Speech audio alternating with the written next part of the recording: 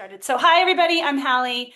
I've been holding these meetups for a couple years now. I took a little hiatus since February, and so this is the first one where we're all back together again.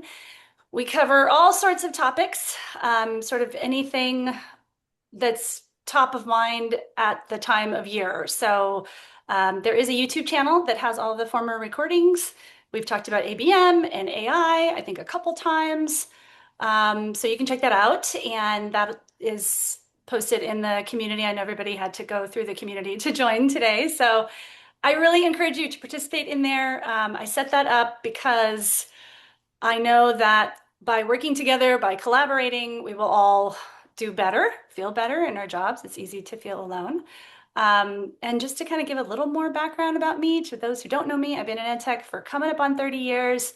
I have done lots of functions at EdTech companies, but the last 14 years or so, I've been leading marketing. And a couple years ago, I broke out fractionally after I got laid off, which is the topic of today's session. And of course, I have to make a plug for Hey There Insights, which Ian is probably going to laugh at me. But I developed a platform that I'm hoping you all will check out that bridges the gap between educators and EdTech companies for educator input and feedback. So I'm sure you have all been in a situation where you really wish you could just pick an educator's brain, or you want them to look at messaging, or you want them to look at a product feature or UX or UI or whatever it is. And you don't, have somebody or a group of people that haven't already looked at your product like a million times. So that's why I built it. I would encourage you guys to check it out because I think it's useful across the EdTech, areas of business. All right, so that's me. And today we're obviously talking about the job market and layoffs and advice and all that good stuff. And I asked Megan Colburn, Ian McCullough, and Peter Polygalov to join sort of as panelists to get us started. And we're going to start with introductions and kick it off with just one question about what advice, but I think we do introductions first, then we'll pose the question, and then we'll just get into it from there. So Megan, you want to start by introducing yourself? Happy to. Hi, everybody. I'm Megan Colburn. I am currently the marketing lead for Khan Academy's early childhood program, Khan Academy Kids, but have spent 20-ish years in ed tech and actually started as a music teacher way back when in what feels like a previous life. Really excited to be here with you guys today. Ian?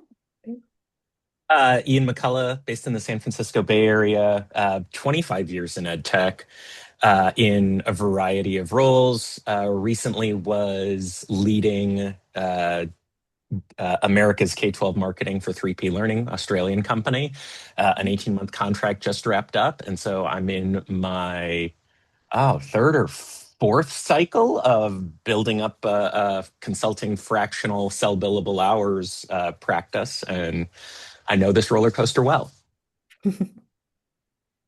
Hi, I'm Peter Polygalov, and almost exactly a year ago, I got laid off from a company where I spent about 6 or 7 years leading marketing in K-12, but specifically in computer science and STEM space. So haven't been in ed tech for as long as some of the other panelists, but really saw that layoff as a way to launch the fractional consulting marketing company that I've always wanted to launch, and so that was kind of the launch pad for Edwave Marketing. And by the way, I want to give a big shout out to Hey There Insights. It's an awesome platform that Hallie built, and I think I've sent many of the people that I work with there to get insights from educators. So glad to be here today. Awesome. All right. So the first question I thought we could just start off with, very broad, is if you could give one piece of unfiltered advice to an EdTech professional who feels like the rug was just pulled out from them, what would it be? Want to go, Ian? Start with you.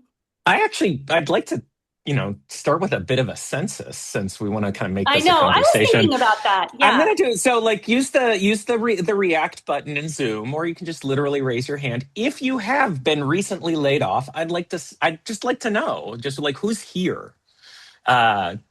Okay. Um, Are these crying faces? Sad crying faces. Sad crying faces. Okay. It's like, what do we got going on here? Uh, laid off Oh, Tia. Oh, yeah. off. Get Twice. some chat panel going. Yeah. Uh, Anybody in the Bay Area, Jess and I are going to be at the Stanford learning event tonight, so come hang out. Um, yeah, not recently, but twice. Heather, it's been minutes. Yeah, that's an Yeah, interesting thing. People who haven't recently been laid off, but may have yeah. perspective because they've been laid off at some point. Yep, Yeah. Darn exactly. tootin'. Hmm. Okay, and so for the rest of everyone, hand raises, comments in the, physical hand raises, Zoom hand raises. For those who are afraid of getting laid off, who's here? Like, what's going on?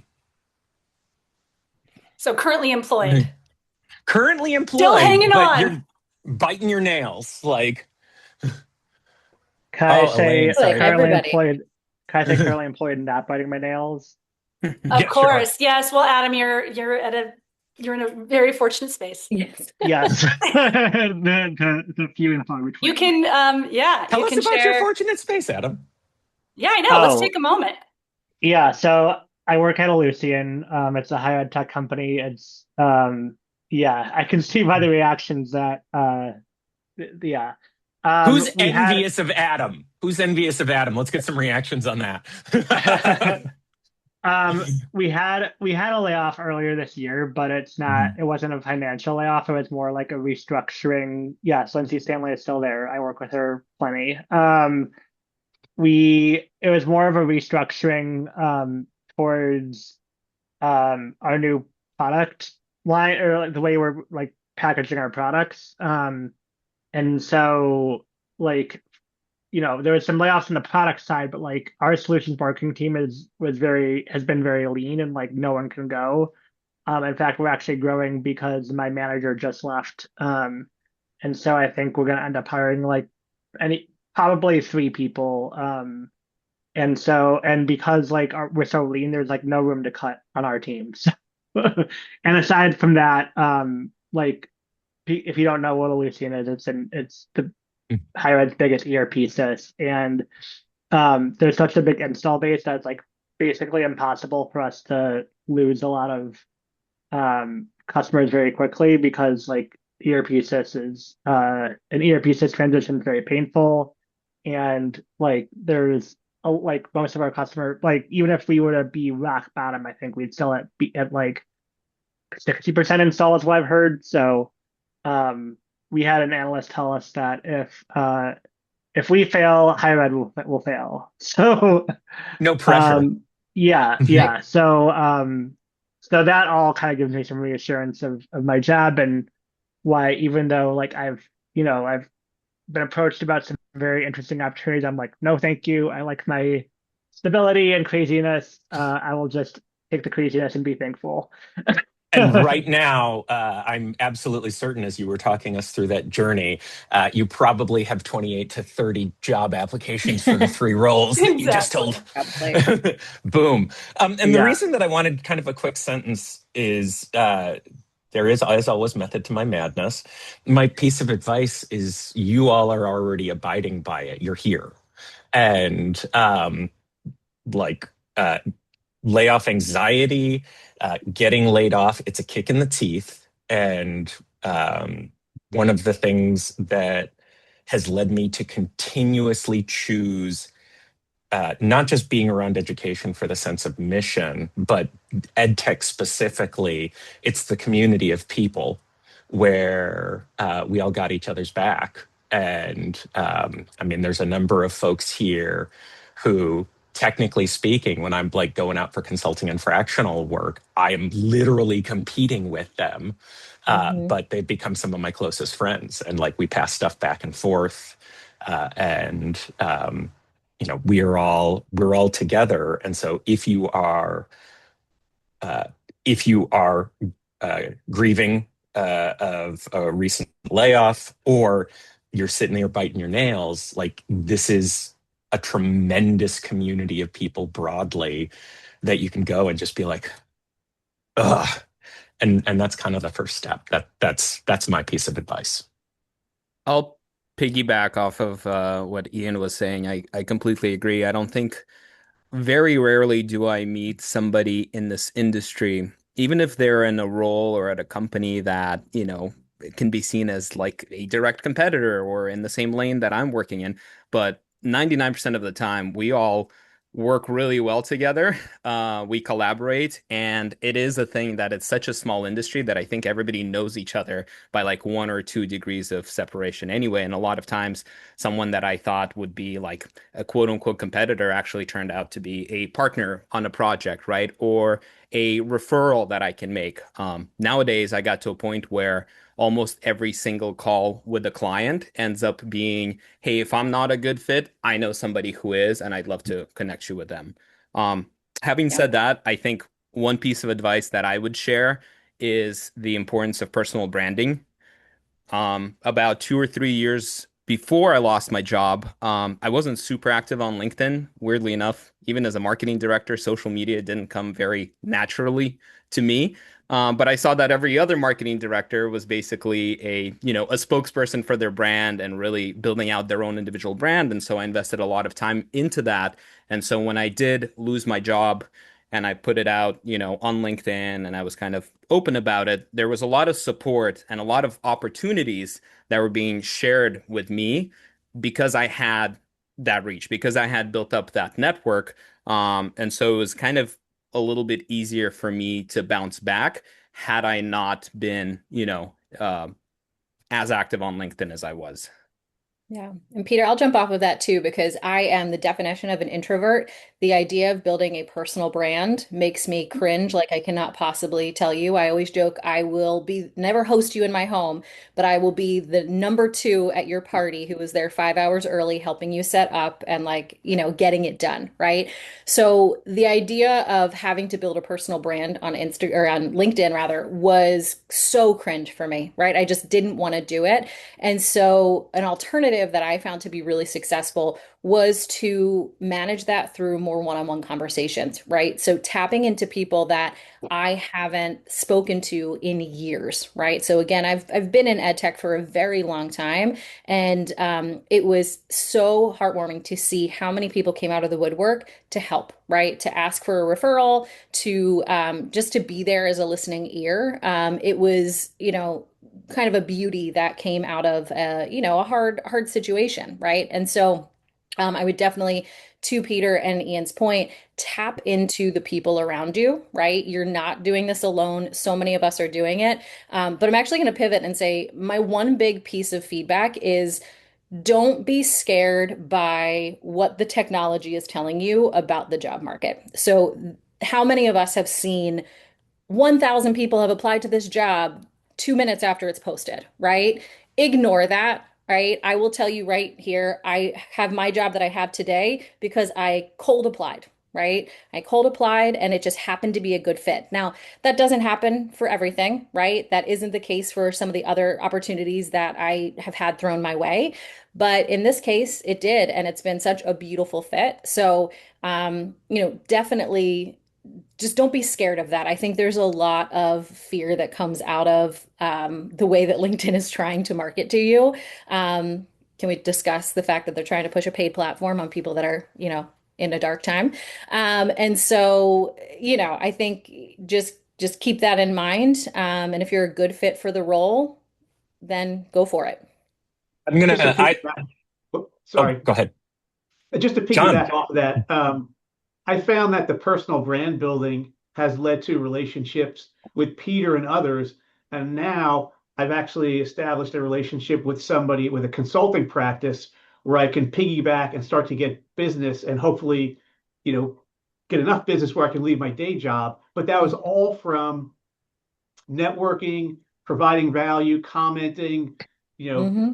just generally information sharing as a big pot of stew, Yeah. as opposed to a more formal, like I don't think I've ever applied for a job in the last X number of years because I just don't think it works. Like the difference between clicking apply and some of the horror stories I've seen where people applied like 2,000 times, I actually just think that that is, I just don't think that works. And so the brand building kind of, you become a known quantity and that opens other doors. So I've only recently wanted to move into a fractional role, but now I've got some relationships and some people who are betting on me and getting me experience and getting me in front of clients where Mhm. that is a potential. It's just so hard to go it alone, right? It's just, I've been through job searches before. It's just such a lonely, negative time where you want the world to help and stand up and at least pay attention and have some empathy, but you talk to people and they're like, "Oh, I didn't realize you didn't have a job," or "I thought you found a job." It's just like so everything about the slog through the desert is so negative that at least brand building and talking with people, not necessarily about, hey, do you have a job, but just, you know, for your mental for your mental health, just being like a regular person and not treating your job search as what you do 100% of the time. Thinking back on some of my searches, I think that's real important. Okay, so she's nodding way too emphatically in the gallery. And yes, I am looking at you all. And I've talked with her way too recently on this one. Heather, would you care to share some of your thoughts on the matter? Because goodness gracious, head's gonna roll off your neck. Okay, sure. I know I put something in the chat. I'm like, oh my gosh, Ian and I just discussed this the other day. So Megan, like I was totally connecting with you. The whole notion of like building our own brand is something that I have a really hard time with, but I think I'll just take a beat and introduce myself to everybody because this is my first time actually joining one of these calls after at least a year and a half, I think, of following Hallie and the group, and I've recently gotten to know Ian. But my name is Heather. I, like many others, wow, I didn't realize there were so many of us like lifers in ed tech. I've been in ed tech for almost my entire career, which I'm just going to say is more than 25 years, and I'm going to leave it at that. But I've had the privilege of leading marketing teams for some higher education companies a couple of years ago, where things were really heating up in adaptive and early AI courseware. I had an opportunity to lead marketing for two companies through Exit, which was really exciting, and then pivoted into K-12 more than anything for just a passion for learning and early learning and recognizing that that's where a lot of the learning problems we were trying to solve for higher education students begin. And so I had led marketing for Nearpod through the acquisition by Renaissance. And then that was my first layoff. 3 years after Renaissance acquired us, I was part of a senior leadership brief, and it happens, and it broke my heart. It was life-altering, tragic. I wanted to crawl into a hole. I used airline miles and got on a plane and went to Mexico and just cried in a margarita, multiple margaritas. But that was the first time, and then there's since been two. So, what I'll share, and then I told Ian, I'm like, I have 5 points. I have five very specific recommendations for anyone who's going through this right now. But And what she has a notebook. So again, I do, yes. And this giant notebook was a gift from a friend too, so it makes it really special. Um, but yeah, I mean, all I'll say is I've been through it. I've now been through it twice. I want to say the second time I went to a bar and just had a glass of champagne, which is why I'm wearing, this. I dressed appropriately for this occasion for all of you. If you're a bubbly drinker, don't save that bottle for a special occasion. You are the special occasion, as well as my Care Bear hat. So this is all for you. I love that. Anyway, okay, here are my 5 suggestions as someone who's been through 2 layoffs and I'm still standing. These are all under the umbrella of being good and kind to yourself. Okay, the first one is get your shit in order. So this goes to anyone who's currently employed, right? Too, is like just make sure what your contract says about insurance benefits. The other thing for any of you who are in PE or VC funded organizations, if you are still today, find out whether or not there's any language in your employment letter about change in control, because change in control changes shit. So just be aware of some of that. But that's one of those tactical things that you can take care of that is a little mindless and it's done, and then it's no longer a monkey on your back. Okay, so get your shit in order. Second thing, if you've been recently laid off, but I think this also applies to those who are like gainfully employed in jobs you love, always be documenting your accomplishments. Yes. And if you've recently been laid off, go into chat and say, chat, just store all this for me, or in your notes or notebook, whatever you're using, because while it's fresh in your mind, you want to just remember all the great stuff that you did while you were at that company. So Tia, I was thinking of you. Where's Tia? Tia, who loved your job. You were at this company for 13 years. You just write it down. You might not be ready today to like update your resume and to start searching for jobs, but keep it like do it right now while it's fresh. Okay, that's another thing you can just get done. And it's also a nice little pat on the back. It's a way to sort of own the fact that, okay, this is a financial outcome. You hear it, it's not personal, it feels personal. So write down your accomplishments. The next thing, everyone's already said this, lean on your network. But I have a piece of advice for anyone who's still employed by the company that recently did a riff. One of the things that I experienced, so the first time I was laid off by Renaissance, my team, a lot of people on my team were really devastated. And one of the people on my team actually was promoted, not necessarily into the role that I was let go of, because of course they eliminated that role. Mhm. She had unbelievable survivor's guilt, and she's one of these people that I was super close to. Even if you're in the company, so this is my advice, even if you're in the company still, but close friends of yours were laid off, reach out to them. Because even if they don't feel like they want to talk to you today, just knowing that you're thinking of them is going to make them feel better. So I encourage you to reach out to them. And then all the other things that everyone said, lean on your network, whether it's your family network, your people network, whatever it is, lean on your network. Yeah. Fourth thing, I'm almost done. Do something with your time. If it's a hobby, if you like to paint, if you want to go walking, get a dog or a cat, whatever it is. Even though I was like restructuring my finances, the one thing that I decided I had to hold on to was my health club membership, just so I would get out of my house and go walk on a treadmill. But just find something fun to do with your time. And then the last thing is action is the antidote to anxiety. AAA. Action is the antidote to anxiety. And I'm going to read a quote to you that a friend of mine who also has a lot of close friends in higher ed, she shared this yesterday on LinkedIn. I then reposted it because I loved it so much.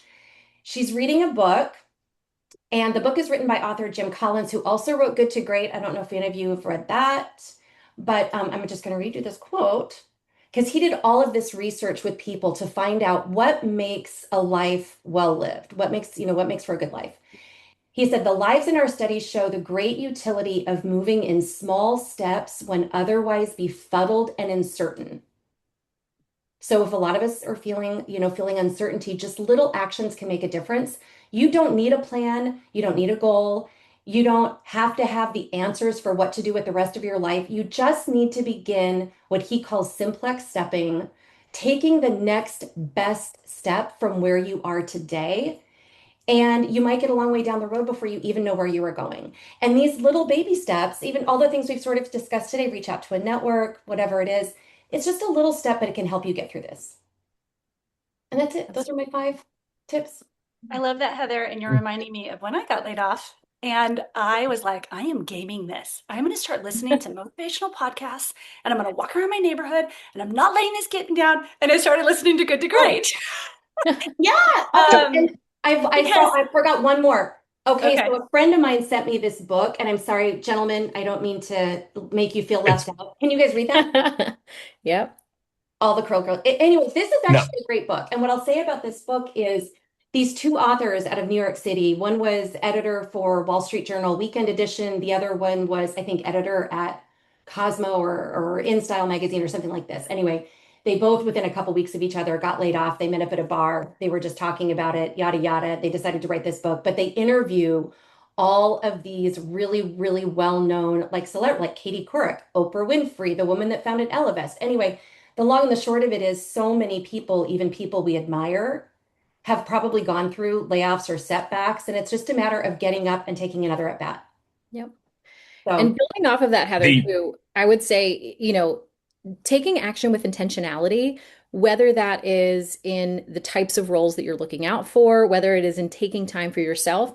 The time that I was without work really was an opportunity for me to remember what I value. right? And then I went into this new role, setting those boundaries from day one and am so much healthier for it, right? There was a point where early on in my job hunt, I was just applying to anything and everything. And let me tell you, side anecdote here, your role is transferable, right? So your skills apply to other industries. So we were joking at the top of this call, is EdTech where you want to be? But if that is something you're considering, they are. I felt like EdTech was the only place I could be, and I found out that that was not the case, right? So don't be scared of that, but really be intentional about the roles that you're applying to. And, somebody else mentioned earlier about like applying to 200 jobs, 2,000 jobs, right?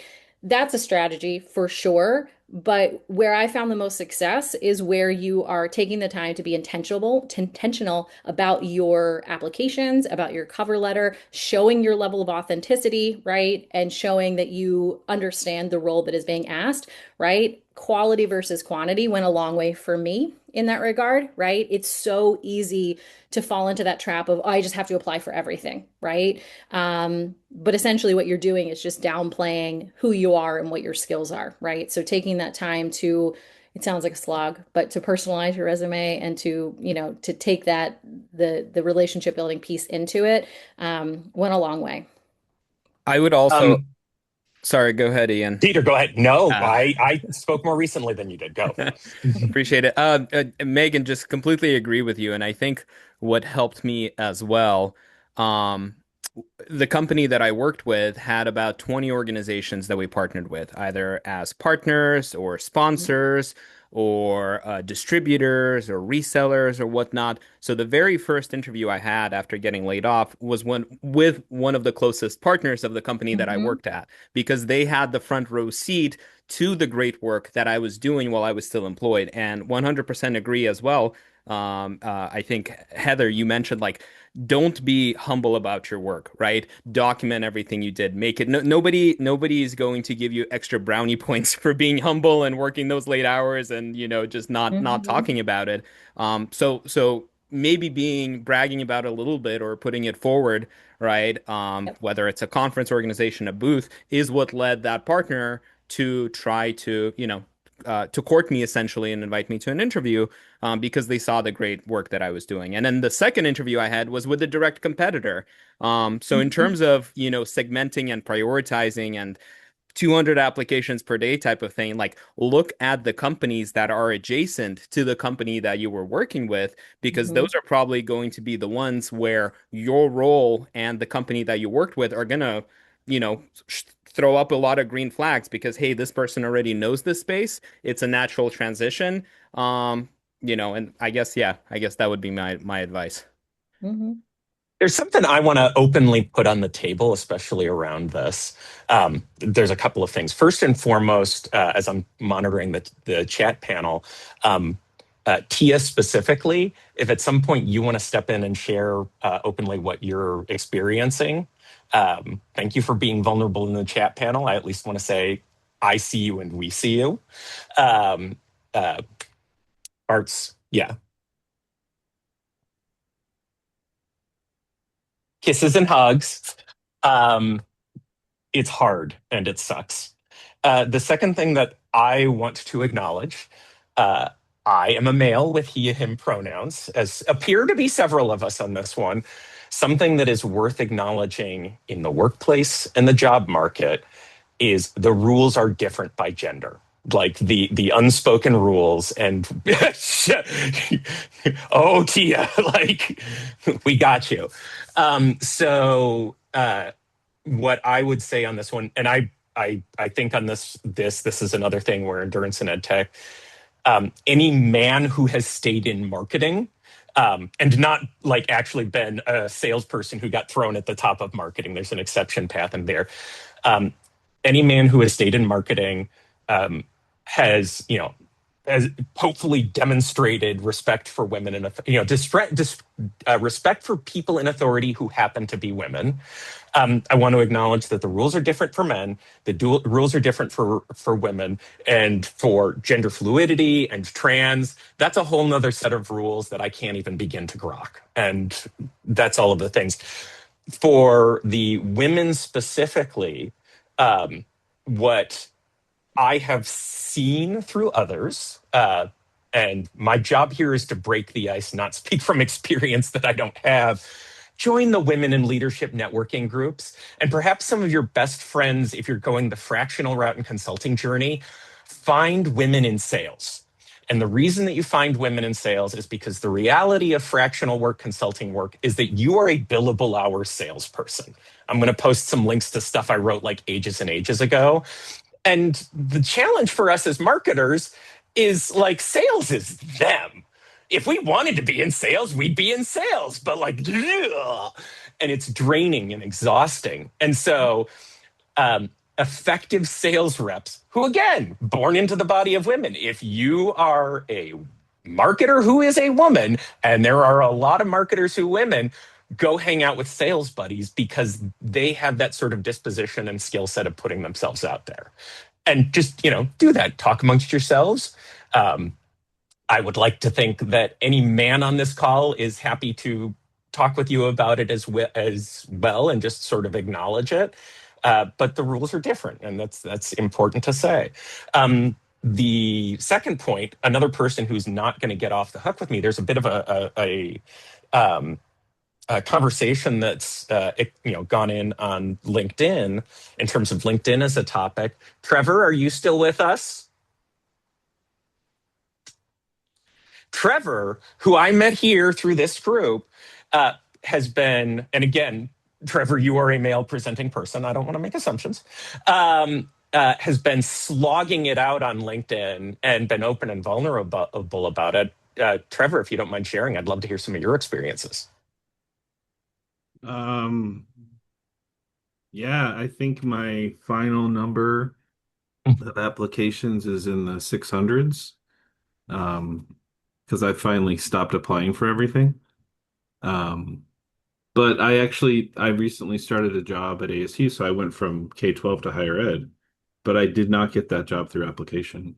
And that's why I built that Notion board. I literally did it by building a following on LinkedIn, for lack of a better thing.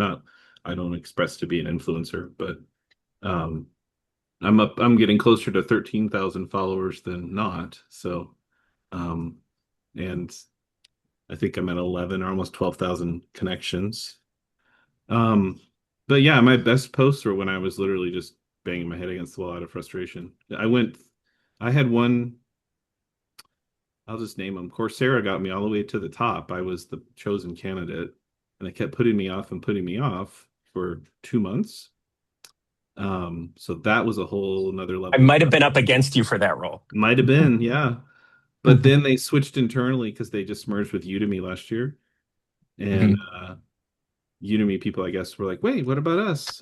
Even though I was told there was no one over on that team that could do that job. Anyway, so I got turned down, but I made some really good connections with their recruiters. And it's interesting to sit in a meeting with someone who's reading you back all the positive, great things the team says about you. And then they're just basically like, we can't hire you. Which sucked. Yeah, and Brand, to that point, I've been involved in a lot of bait and switches. There's so many I don't even know where to start. When I first got laid off, my first 4 or 5 really good interviews were private equity firms that we're expanding our marketing team to help blah blah blah, and no, they weren't. Because I ended up never hiring. In fact, I had a really funny follow-up. Maybe I've told the story before, Ian. And Haley, about the recruiter who quit the day I got the email that I was rejected. She quit that Friday. So we met on Monday, which was her first free day, and she spilled the tea on all of it. And it was crazy what she had to go through just as a recruiter of 6 months of telling people no, and those spots being told they were open and they weren't being open. So that opened my eyes to a lot of craziness. But it sucks and it's hard. And without a support group, it's even worse. Financial support group. I started driving Lyft. I haven't told you that, Ian. No, you haven't. Which has been fascinating. I still do it just to get some cash. And I talk, and I'm a people person. I learn a lot, and I've met a lot of interesting people and made some interesting connections. None of them led to jobs, but I've met industry people doing airport runs in EdTech, actually, oddly enough. So I have some of those connections on LinkedIn are real connections because I met them while I was driving Lyft, which is always an awkward conversation. And then I was initially laid off because of tariffs. I worked for Oof. Vernier, and Vernier makes science sensors, sensors for science classrooms, and everything had a microchip in it. So when the microchip tariff hit last spring, the purses got really, really tight, and they had to do layoffs for the first time in what, 40 years. And I was one of them. And now they're getting their money back. And it's like, what the hell? I can't go get my job back. Um, even though they cut people. So it's a roller coaster and it sucks. Job hunting is terrible. And it is a terrible market and a terrible economy. And I apologize for not sugarcoating it, but it sucks. And so I found my way through it literally by snark and backhanded compliments to companies and getting attention on LinkedIn and probably pissing people off along the way. I'm sure I got denied for some applications because of things that I said about people's companies, but it was cathartic. And if you have bad marketing, I will call you out on it. And there is some terrible marketing. I'll stop talking after because I will keep going. But one of the things I think companies don't realize is that their hiring process is their marketing. Like, I think the sooner they figure out how they treat people in the pipeline of applications is directly proportional to how we buy their product or we talk about their product. And I'm sorry, I yeah, have to interject. I will literally stop a job application at yeah. this point for any company that uses Workday as their applicant tracking system. Yes, and I will add on to that. If they do the thing where they say it's a remote role and then you get in there and it's a hybrid role with like hybrid with four days in the office, that's not hybrid. I will stop the application because you're lying to me. So if they tell me it's remote and I get in the first interview with the recruiter for the screening and they were telling me that, oh yeah, we need you to come to the office every once in a while, I'm like, okay, that's nice to talk to you. Have a great day. And I've actually ended conversations with the screening. And you just have to be bold. And it's hard because you're like, I need a job and I need money. But you also don't need, like, if they're going to lie to you what else are they going to lie to you about when you get into the job? And I mean that wholeheartedly because Yeah. they will. They So full on will. I want to jump in. So, I'm being really negative, so I'm going to stop talking. But I did not have a fun 12 months of No, you're unemployment. good. Thank you. Thank you for sharing, Trevor. But Uh, one thing I think might be helpful is like Ian, Peter, Hallie, Lana, Heather, those of us who are like out on our own right now. I'm hearing some consistent things from companies that I think are not earth-shattering. I know where you're going. I don't know. I don't know if you do, but All right, go. okay. So what I am hearing across companies is people want AI product builders. You cannot be a manager level person anymore or a director level person. You have to be taking a level of ownership that harnesses AI. Like you're the AI guru. So you plus AI replaces, 5 people. I don't know. This is what companies are looking for right now. Heather, this was And like you in the ClickUp that I were talking about yesterday. Yeah. Sorry, continue, Hallie. so I'm hearing that across orgs and companies, and these are smaller companies, but they're like, we're trying to train people, but if they don't adjust to the AI world, they're not going to have their jobs very much longer. We need AI orchestrators. So what are people's thoughts on that?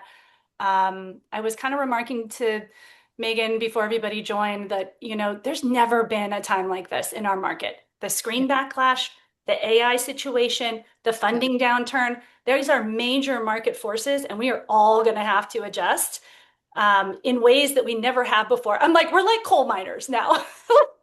We can't keep mining coal. We have to change. So for me, yeah. and I think for a lot of us, that looks like becoming really effective at using AI. Yeah, I think, Haley, I'll keep this short, but the very best, most positive thing I did in the 12 months was I paid for premium on LinkedIn for a while just to take the LinkedIn courses. I did, I think, almost every AI course there is, especially the ones tied to marketing. Some of them, even in the last 12 months, they're outdated now. I went back and looked at some, which is kind of shocking because that's how fast it moves. But even if you haven't started with Claude, I would recommend that one because it does most of my workflow for me. But it took me 6 months of solid hard work to build it up to the point where I can just go in there and be like, write me a LinkedIn post about this news thing and it will script it out and it will sound like me. I will edit it and take out, and I have rules and there's things I set up. But 90% of what I post is AI that I've edited. And that's okay, I think, Yeah. because I have a way of making it not feel like slop. But I had to get to that path Right. by writing AI slop and going in and checking and doing the hard work. So do it, Yeah. it's worth it. And if you need help, the Anthropic company actually has great introductory courses that are just free and you don't have to pay for stuff. I would highly recommend that. And then the number one rule I use with Claude is if I don't understand something, I ask it and I tell it to explain to me what it's doing before it does it. And I've learned so much just by being like wasting my tokens and being like, tell me why you're doing this. And it'll give you a long list and you read it and you go, oh, I just gained like a semester's worth of knowledge in college by just asking the question. So, and then I can help too. You can email me or message me. I'll coach you through what I know. Yeah, I would I'm second gonna. that. I mean, everything I do now, with respect to my consulting practice, which is more marketing, salesy, go to market, positioning, messaging, I immediately try to spin up a Claude assistant with me to play with it, just so I know. So it's kind of like an accountability coach, and it's also doing a lot of the grunt work. When I'm done with it, it's all my work. But everything I do these days, I'm like, okay, what could a digital assistant do for me? How could it help me get there faster? And to Trevor's point, if you do have some metacognitive reflection in there, that's good too. It's like, put in the rules, explain to me how you did this, or give it a choice. Give me three choices and rank them based on probability of success. So the more you push it like an assistant, the better the results. But everything I do, my first stop is before I go into a spreadsheet and start downloading stuff, is like, okay, hold on a sec. Where can I get with Claude as my preferred, or Perplexity or something? Um, it also helps you be conversant, right? So if you're actually talking with somebody about a job or a role, you can actually talk about how you're using it as opposed to not knowing anything and not having any practical experience about it. Then you're kind of at a dead stop. Then it's like you're probably going to lose out to somebody who's at least played around with it more than you. And I will say I'm, this is not unique to the freelance world, right? So even in the hiring process for an in-house position, AI was part of the conversation early on, right? So you're doing the I don't know what they call them anymore, the activities, right? The homework that you have to do, right, to get through to the final round. And they're going to ask you very, very pointedly, how are you using AI? And it's not as a gotcha to see that it's your authentic thinking. They want you to use AI. They want to see how you're going to use it. And that was one of the points that I wanted to share with folks is that when I started my job hunt, I was terrified to acknowledge the fact that I'm a generalist, right? Like that is what I am. That is a superpower, right? So in this day and age, that's what companies are looking for. They're looking for generalists who can use the tools that are available to be successful across the board, right? So if you know a little bit about a lot of things, play that up, right? That is actually a critical benefit that I think most people are scared to acknowledge. So I'm going to jump in on this one as I'm calling people in. And there's a person on this call who I haven't called on yet, who's literally sitting in the center of my screen, who is my go-to on all things like, what's the AI workflow? What tools should I be using? Yes, Kate, I am talking about you. So I just posted Kate's LinkedIn, thing into the chat. I think Kate, when you did sort of like a session with in this meetup, it was like AI focused. So you can go back and you can watch Kate's session here in this very meetup. I mean, what exactly is Vibe Combinator's URL, Kate? It is vibe-combinator.com. And everyone's wondering what's that. So I'll probably explain in a couple sentences. Thank you, Ian, for picking on me. I appreciate it. There is no way you were getting off the hook on this one. I mean, True. Well, excuse the background. I'm in a family situation at the moment, missing my home office, definitely. But yeah, essentially in this journey that I've gone through the last 2 years, I walked away from a very intense VC-backed marketing director role, which was the wrong time to do it. I went on a roller coaster of unemployment, partial employment, trying to find my way, trying to learn to market myself. Very difficult, as I think a lot of us have already mentioned. And I think for me that the bottom line, and it's all going to be wrapped up in a second, why am I mentioning all this? Because I think for me, the biggest learning was that I'm in education because I really feel a vocation as a teacher. I've been a marketer my whole career. I'm not quite a lifer yet. I think 13 years, so not quite. But I think my mentoring roles within the marketing team have always been a constant, and outside as well, doing teaching. So in the spare time I've had during the sort of up and down of my employment these last 2 years, I've started thinking, okay, how can I not just learn, but how can I transmit? And that's where Vibe Combinator came up. So it's a series of online sessions, how to build automations, how to automate your paid marketing campaigns, how to prompt to do XYZ, right, with email marketing, right? How to set up a HubSpot migration with AI marketing as a co-pilot, like all these different things that sort of come up in your day to day. And I think we still are in a situation where most of us have a choice to kind of use it lightly, but not really use it to its full potential, AI, I mean. So vibe-combinator.com has been my attempt to transmit that knowledge to people who need it. So that was my discovery, just to contribute a little bit to that conversation over these past 2 years of fractional work. And this has been one of the outcomes. So yeah, thank you again for roping me in, Ian. Yeah, no chance. And, Megan and I were talking about people with arts backgrounds. We may have to have a whole different call for how an arts background helps EdTech marketing and get a whole bunch of this and this. The one thing, as we sort of like wind down towards the end, that is important to me to share because I've shared it a lot. We have talked about personal branding. The word networking has come up a lot.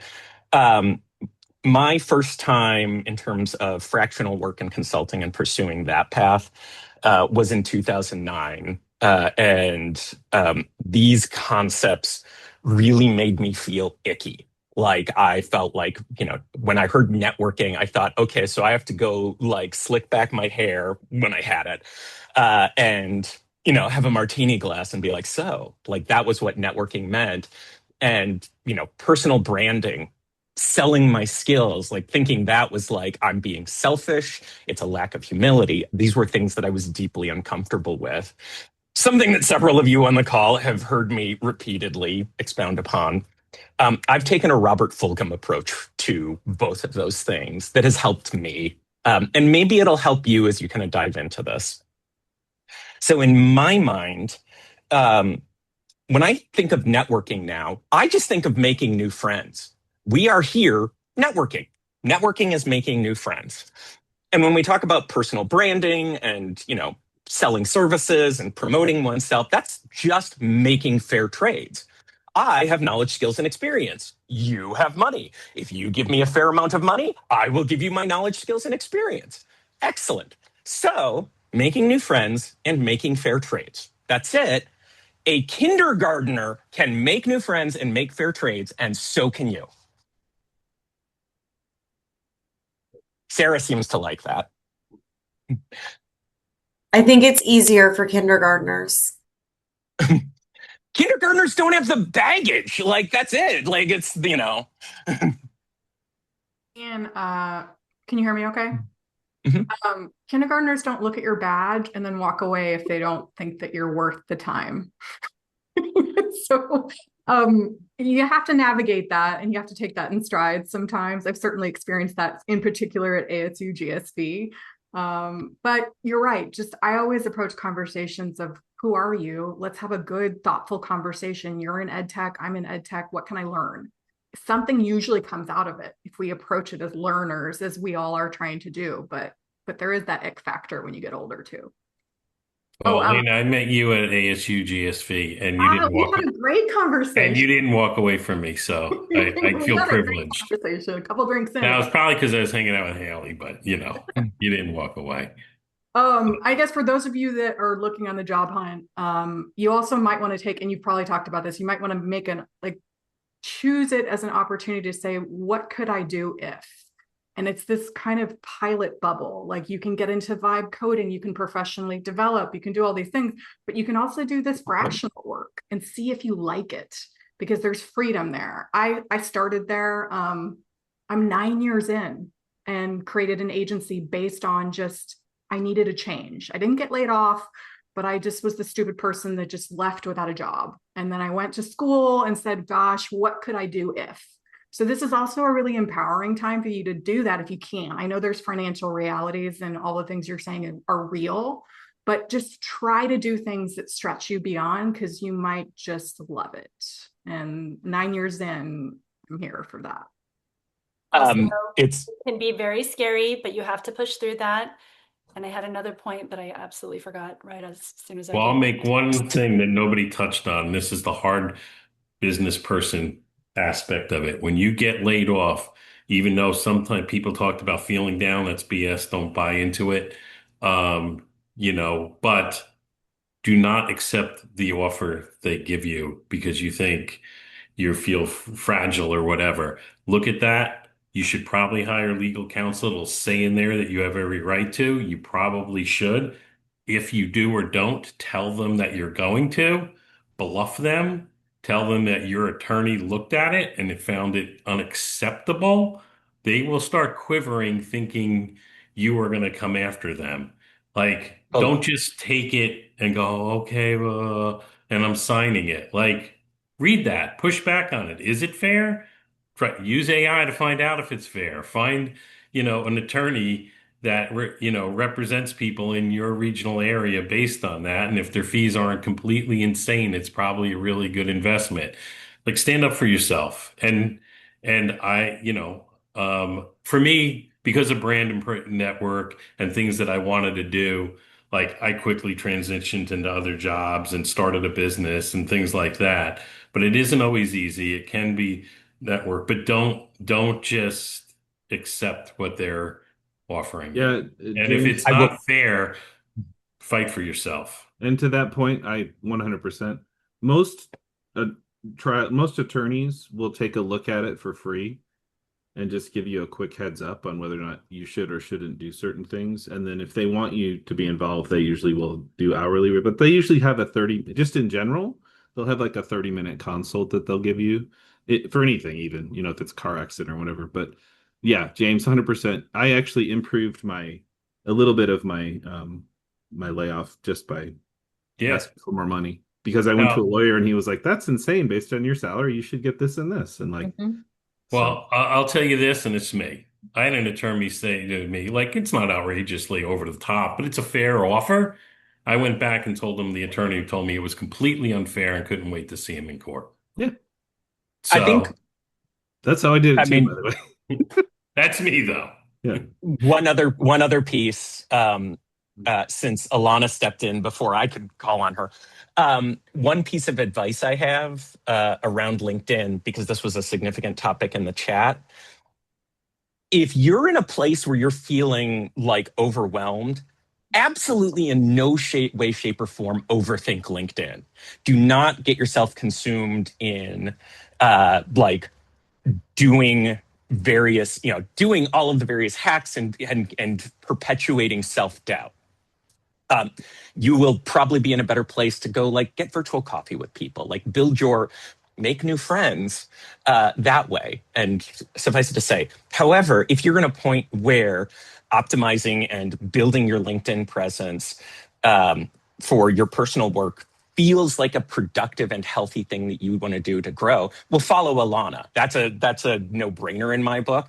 And then also, as somebody who's hired her when I was in a marketing leadership role, definitely keep Leone Consulting Group in mind for when people are like, we need to do more social media. And you're like, I don't have time to do this. Alana and Porter and the team and Jordan and the team are top-notch, fantastic. So a plug with no shame, my friend. Well, I got to drop. Can I add a point? But if I can help anyone, find me on LinkedIn, and what I was going to say is everyone on here is now a member of the community. Obviously, you can use LinkedIn, but you're all in the community now. So share your resources. Trevor, if you want to drop the name of the attorney that helped you, I think people probably would be interested in seeing that. I know you already shared your Notion doc. Thank you, everyone. I hope this was valuable. I will post a recording and share kind of a summary on LinkedIn and in the community, and we'll be back at the end of next month. Same time, same place. Don't know what the topic's going to be, but if you have ideas, please let me know. Thank you, Thanks everybody. for Have a bringing great us weekend. together. Bye, Hallie. Bye.